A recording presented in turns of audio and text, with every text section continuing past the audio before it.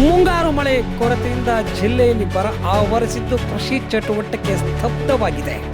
ರೈತರು ತಲೆ ಮೇಲೆ ಕೈ ಹೊತ್ತು ಆಕಾಶವನ್ನು ನೋಡುವಂತಹ ಪರಿಸ್ಥಿತಿ ಬಂದೊದಗಿದೆ. ಚಿತ್ರದುರ್ಗ ಜಿಲ್ಲೆಯ 6 ತಾಲೂಕುಗಳಲ್ಲಿ 1-2 ಅಡಿ ಭೂಮಿ ಹಸಿಯಾಗುವಷ್ಟು ಮಳೆಯಾಗಿಲ್ಲ.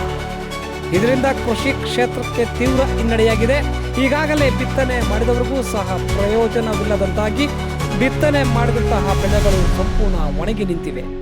ಅದೊಂದು ವಾರದಿಂದ ಜಿಲ್ಲೆಯಲ್ಲಿ ಮೋಡ ಕವಿದ ವಾತಾವರಣವಿದೆ. ಆದರೆ ಮಳೆ ಮಾತ್ರ ಸುರಿಯುತ್ತಿಲ್ಲ. ಕೆಲವೆಡೆ ಆಗುತ್ತಿರುವ ಸೋನೆ ಮಳೆ ಕೃಷಿಗೆ ನೆರವಾಗುತ್ತಿಲ್ಲ. ಹೀಗಾಗಿ 92% ಕೃಷಿಕರು ಬಿತ್ತನೆಯನ್ನು ಮಾಡಿಲ್ಲ. ಶೇಂಗಾ, ರಾಗಿ, ಮೆಕ್ಕೆಜೋಳ ಬಿತ್ತನೆಗೆ ಹಿನ್ನಡೆ ಆಗಿದೆ.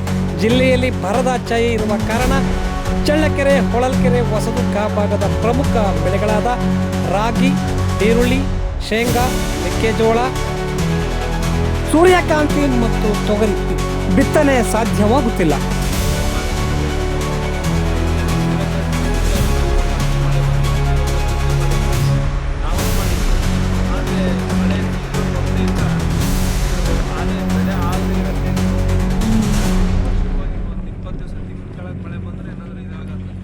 ಮಳೆ ಬಂದರೂ ಇದೇನು ಉಪಯೋಗ ಇಲ್ಲ. ಇದು ತೊಗರಿ, ಸೂರ್ಯಕಾಂತಿ, ಬೆತ್ತಲು ಬೆಳೆಗೆಲ್ಲ ಬಿತ್ತಿದ್ದಾರೆ. ಭಾಳಷ್ಟು ಜನ ಬಿತ್ತಿದ್ವಿ ನಮ್ಮ ರಾಮಜವಳ್ಳಿ, ಬಾಲೆನಹಳ್ಳಿ. ಮಳೆ ಬಿತ್ತನೆ ಮಾಡುವಾಗ ಒಂದು ಹಸಿ ಆಗಿದೆ, ಬಿತ್ತನೆ ಮಾಡಿಬಿಟ್ರು ರೈತರು. ಈಗ ಇದರಲ್ಲಿ ಏನು ಬಿತ್ತಿರೋದು ಪೂರ್ತಿ ಲಾಸು, ಮತ್ತು ಇದು ಕೊಯ್ಲು ಮಾಡೋಕ್ಕೂ ಬರೋಲ್ಲ.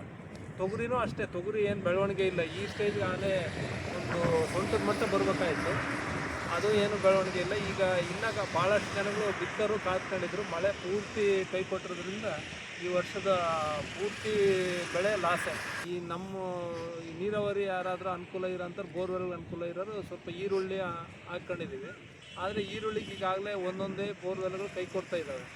ಈಗ ಪೂರ್ತಿ ಬೆಳೆ ಆ ಕೈ ಸಿಕ್ಕೂ ಈರುಳ್ಳಿನೂ ನಮ್ಮ ಕೈಯಲ್ಲಿ ಹಂಗಾಗೋಗಿದೆ.